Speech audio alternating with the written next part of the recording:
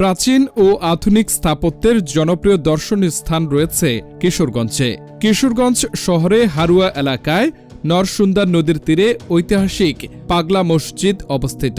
দর্শক সবাইকে স্বাগত জানাচ্ছি সবার কথা ফেসবুক পেজে। আপনাদের সঙ্গে আছি আমি জাকির হোসেন রায়হান। এই মুহূর্তে অবস্থান করেছি কিশোরগঞ্জের ঐতিহাসিক পাগলা মসজিদে, যেখানে দেশের দূর দূরান্ত থেকে মানুষ ছুটে আসে সেখানে দান করার জন্য। আজকে আমরা এই পাগলা মসজিদের সম্পর্কে বিস্তারিত জানবো।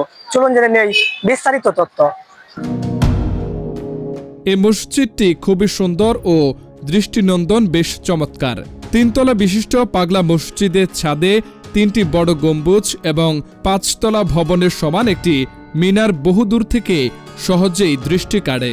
ইতিহাস সূত্রে জানা যায়, কিশোরগঞ্জের ঐতিহাসিক হৈবতনগর জমিদার বাড়ির ঈশা খানের বংশধর দেওয়ান জিলকদর খান ওরফে জিলকদর পাগলা সাহেব নামক একজন আধ্যাত্মিক ব্যক্তি নরসুন্দা নদীর তীরে বসে নামাজ পড়তেন।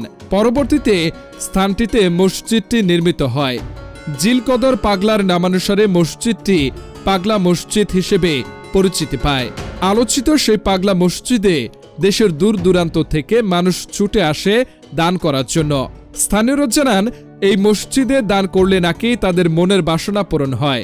তাছাড়া অনেকে আবার গবাদি পশু, হাঁস মুরগি, স্বর্ণালঙ্কার ও বৈদেশিক মুদ্রা দান করে থাকেন। 2023 সালের 9 ডিসেম্বর দান বাক্স খুলে রেকর্ড 6,32,51,423 টাকা পাওয়া যায়। তাছাড়া বৈদেশিক মুদ্রা ও স্বর্ণালঙ্কারও পাওয়া গেছে।